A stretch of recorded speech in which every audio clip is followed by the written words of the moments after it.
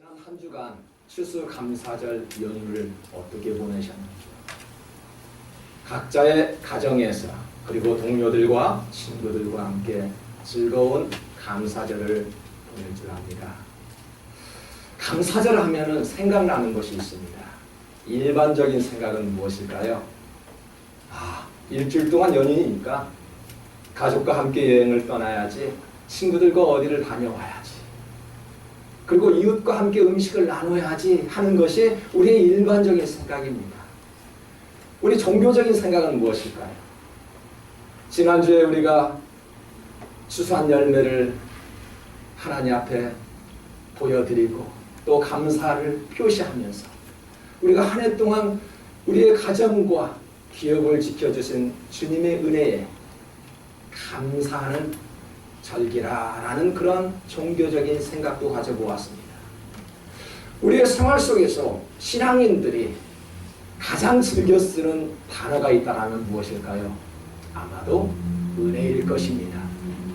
하나님의 은혜를 기억하며 우리가 감사의 제사를 올리는 것처럼 아마 우리가 신앙생활 속에서 은혜라는 단어를 많이 사용하고 있습니다.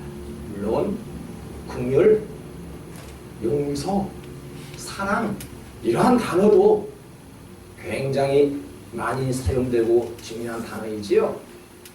그런데 한 가지 빠진 단어가 있습니다. 무엇일까요?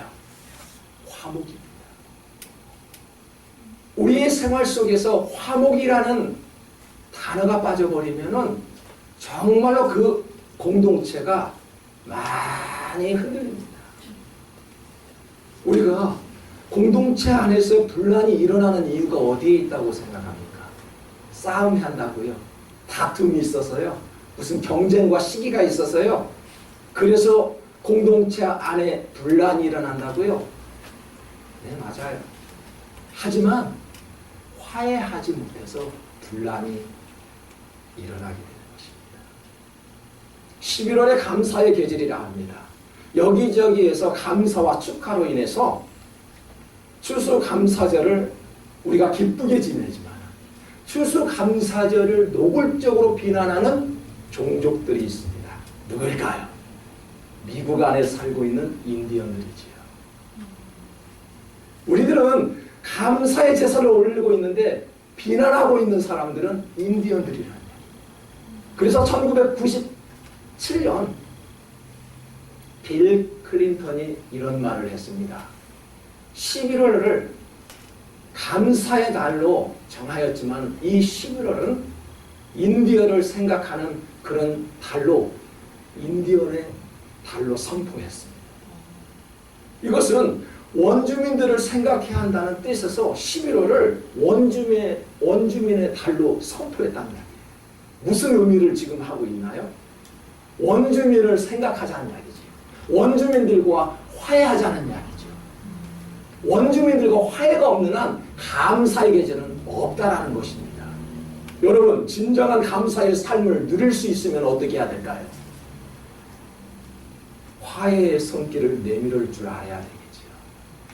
감사절에 숨은 단어가 있다라면 바로 화해라는 이야기죠.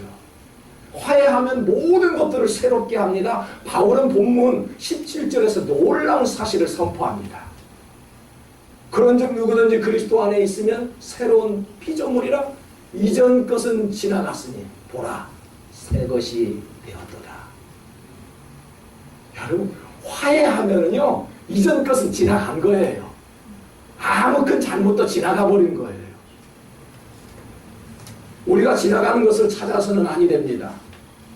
죄악을 따라 살았던 과거의 나의 삶, 우리가 하나님으로부터 잘못된 그러한 실수, 교만함, 과거에 있는 모든 것들은 다 지나가 버렸다는 이야기죠. 이제는 교만한 삶에서 벗어나 이제는 죽은 이 육신을 위해서 살아가는 것이 아니라 그리스도 안에서 살아가는 그런 삶, 그래서 새로운 피조물이 되었다는 이야기죠. 이전 것은 다 지나가 버렸다는 이야기죠. 부부 상담가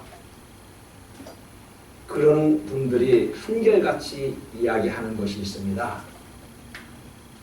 부부 상담 전문가들은 부부 싸움을 하더라도 화해를 잘하면은 큰 문제가 없대요. 여러분, 혹시 부부 싸움 하셨나요? 형제들과의 싸움이 있었나요? 싸움을 하더라도 화해를 잘하면 문제가 안 된대요.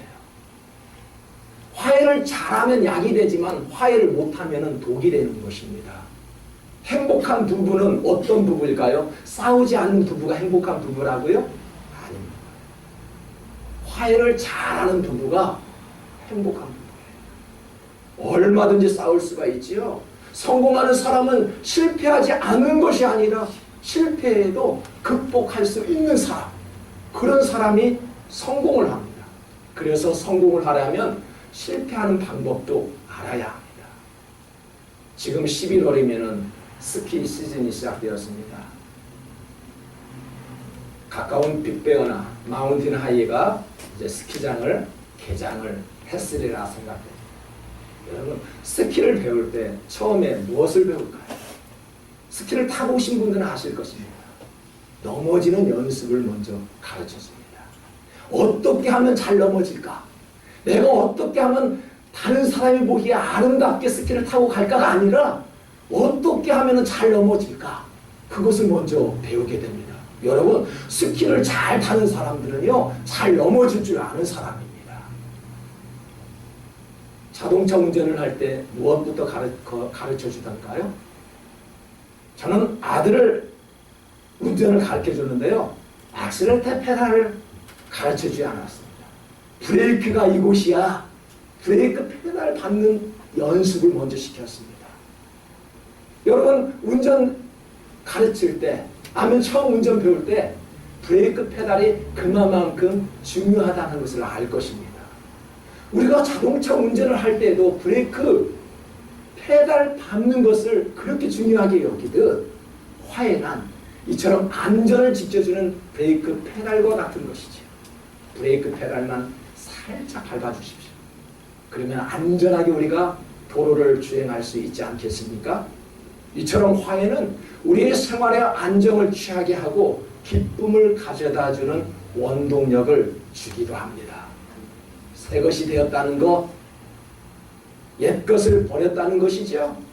못 쓰는 물건들, 그 전에 가졌던 그 하나님의 뜻에 합당하지 못한 모든 것들을 이제는 버려버렸다는 그러한 말씀 아닙니까?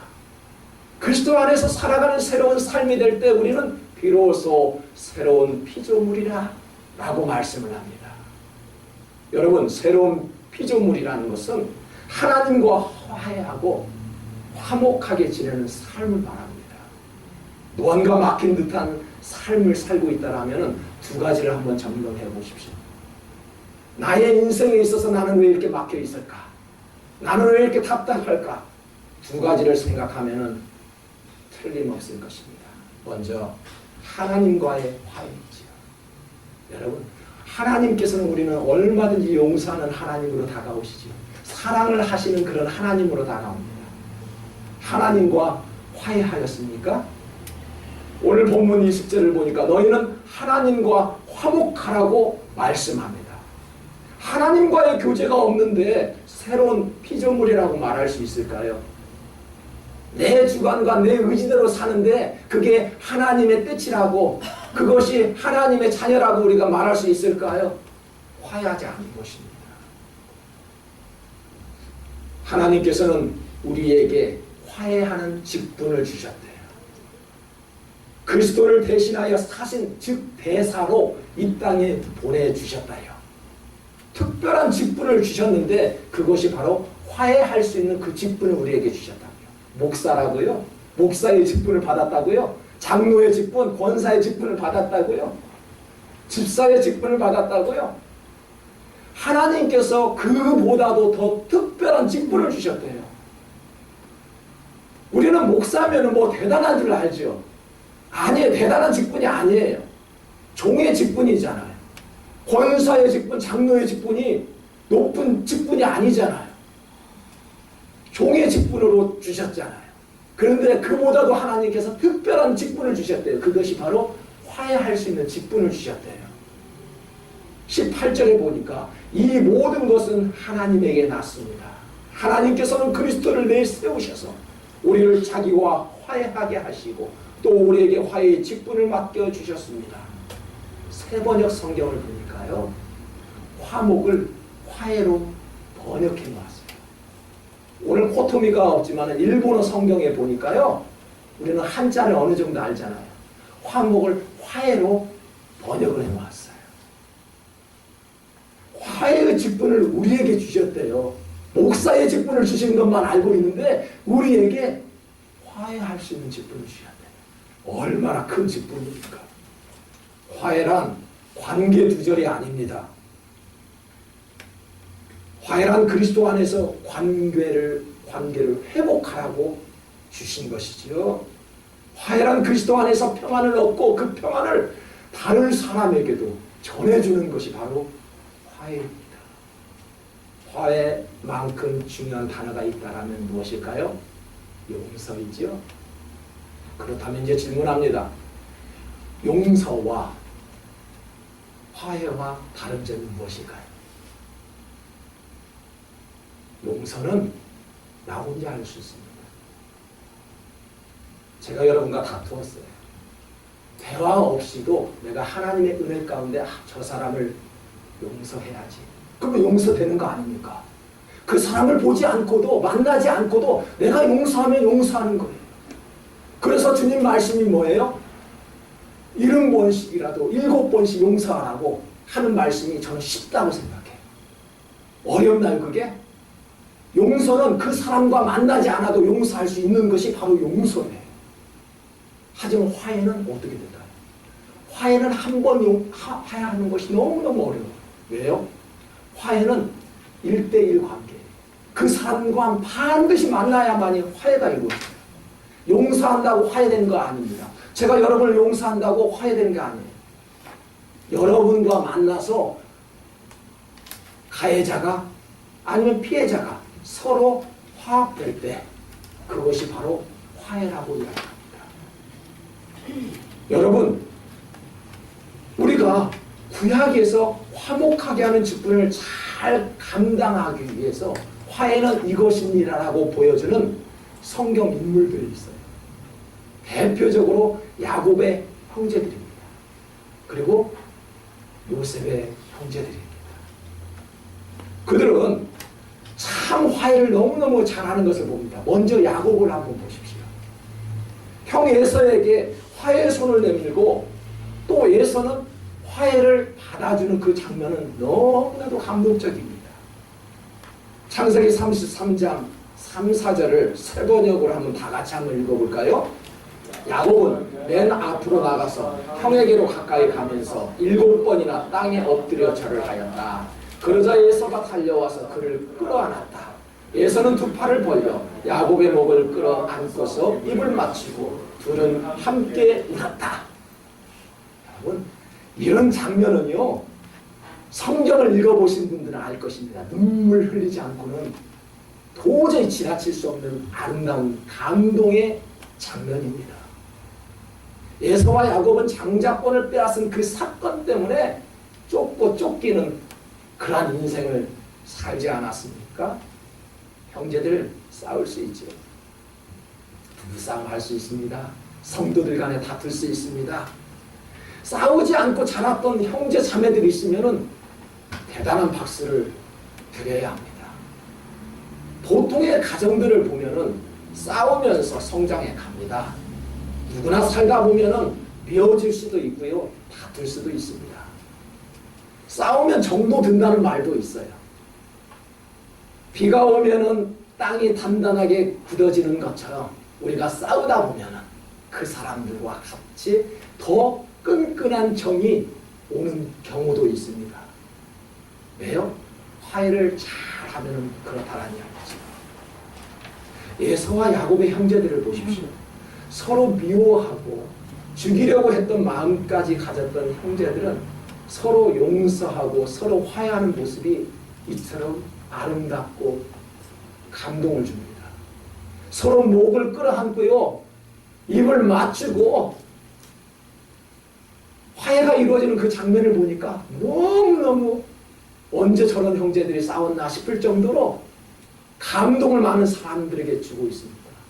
동생 야곱은 에서의 형 얼굴을 보니까 와, 하나님 같아요.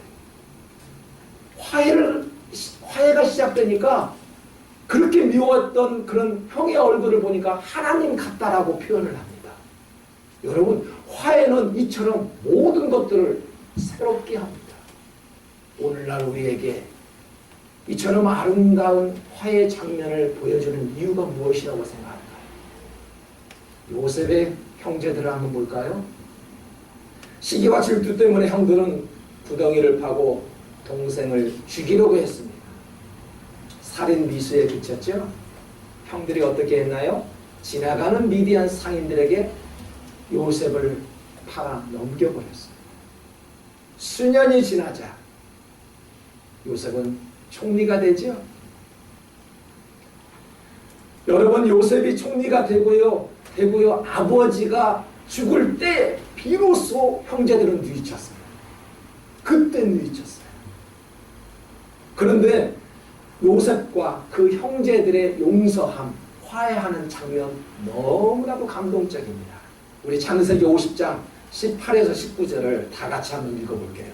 그의 형들이 또 친히 와서 요셉 앞에 엎드려 이르되 우리는 당신의 종들이다.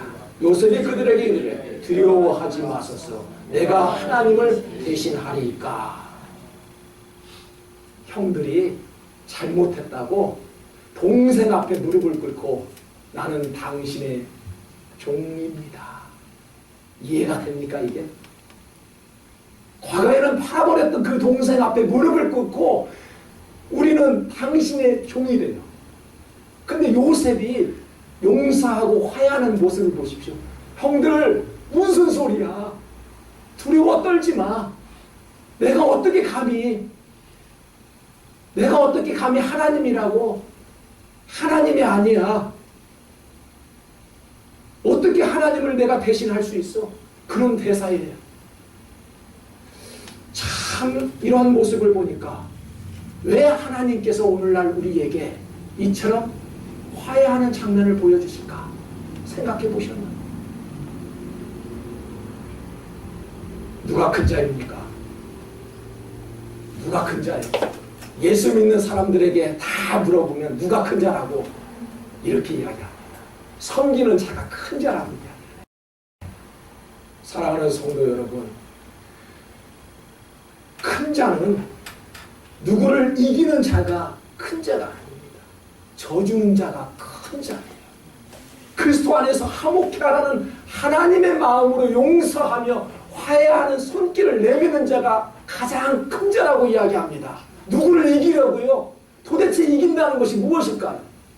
여러분, 우리가 예수 믿는 사람이에요. 내가 누구를 이겨야지? 저 집사를 내가 이겨야지. 저 성도를 내가 쓰러뜨려야지. 도대체 이긴다는 그 단어가 무엇은 의미를 하는 이야기예요. 여러분, 이기지 마세요. 쉬세요. 예수님은 이 땅에 오실 때 다 져줬어요.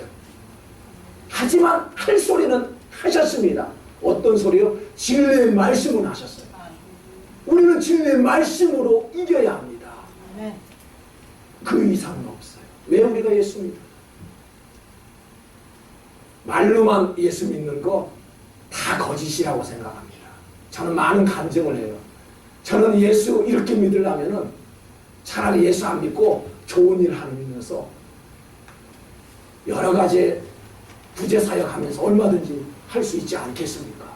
예수 믿지 않는데도 연말이 되면 부재사역 잘하는 그러한 백성들 얼마나 많은지 몰라요.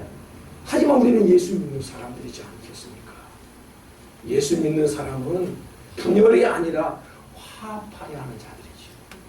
화합하기 위해서 힘쓰는 자가 비로소 큰 자라고 말할 수 있습니다. 그래서 예수님이 이런 말씀을 했죠. 너는 그 재물을 제단 앞에 놓아두고 먼저 가서 형제들과 화해하고 되돌아오라고 그랬어요. 무슨 의미예요? 재물 드리는 거 아무것도 아니라는 이야기예요. 먼저 가서 화합하고 화해하고 돌아와라. 법정에 가려거든 그 사람과 화해하고 돌아오라고 주님 말씀하셨습니다. 화목하라는 것은 우리에게 명하신 하나님의 명령이죠. 그래서 화해는 절대적인 필수입니다. 명령은 우리가 반드시 지켜야 할 사항이지요. 19절에 보십시오. 곧 하나님께서 그리스도 안에 계시사 세상을 자기와 화목하게 하시며 그들의 죄를 그들에게 돌리지 아니하시고 화목하게 하는 말씀을 우리에게 부탁하셨네요. 잘 들으세요. 여러분 구원 받았습니까? 구원 받은 성도들도 싸웁니다. 다툴 수 있어요. 성도는 세상 사람들과 구별돼서 불러 모은 사람들을 우리는 성도다 이야기해요. 그렇다면 구별된 우리 성도라고 해서 싸우지 않습니까?